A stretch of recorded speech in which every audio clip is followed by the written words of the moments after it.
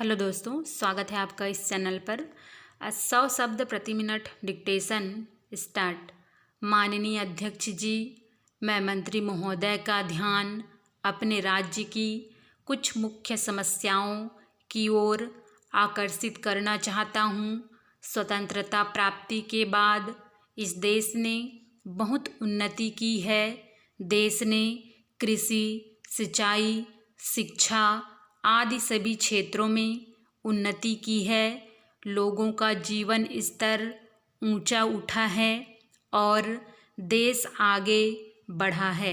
मैं इस संबंध में यह कहना चाहता हूँ कि जहाँ तक एक ओर देश का विकास हो रहा है, वहाँ सब राज्यों में विकास की गति समान नहीं है।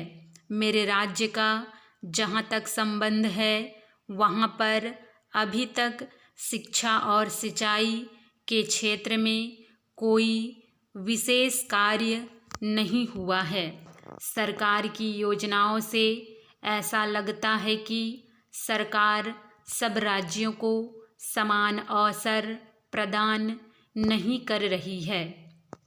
इससे राज्य के लोगों में एक प्रकार का असंतोष बढ़ रहा है, जो कि देश की एकता और शांति के लिए एक गंभीर समस्या खड़ी कर सकता है।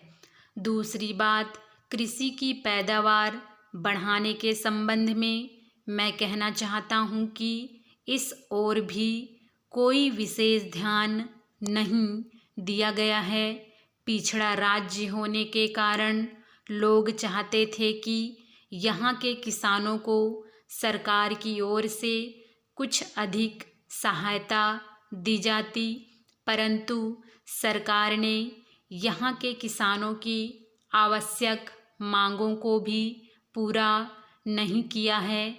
खाद, बीज आदि का वितरण भी समय पर नहीं किया और कृषि के लिए ऋण की व्यवस्था नहीं की। सब जानते हैं कि हमारा देश एक कृषि प्रधान देश है और इसके विकास के लिए हमें सबसे पहले कृषि पर ध्यान देना चाहिए। मैं आशा करता हूँ कि अगले वर्ष के बजट में राज्य के समुचित विकास के लिए आवश्यक पैसे की व्यवस्था की जाएगी। महोदय, दूसरी और तीसरी योजनाओं में सरकार ने इस बात का विशेष ध्यान रखा था कि पिछड़े हुए इलाकों में कृषि विकास पर पूरा ध्यान दिया जाए, किसानों को अच्छे बीज दिए जाएं और खाद की पर्याप्त व्यवस्था की जाए।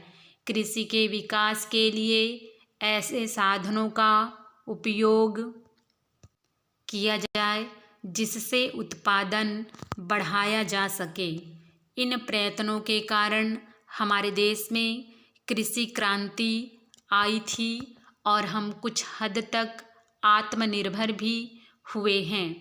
चौथी पंचवर्षीय योजना में लोगों की आशा के अनुसार योजनाएं नहीं बनी, जिस कारण हमारी आर्थिक स्थिति के विकास में वह गति नहीं आई जिसकी लोग अपेक्षा करते थे। जहाँ पर कृषि के विकास के लिए पर्याप्त सुविधाएं नहीं दी जा सकी, वहाँ पर विकास की गति धीमी हो गई। मुझे प्रसन्नता है कि अब सरकार इसकी ओर विशेष ध्यान दे रही है। मैं तो केवल यह चाहता हूँ कि पिछड़े राज्यों को इसमें प्राथमिकता दी जाए।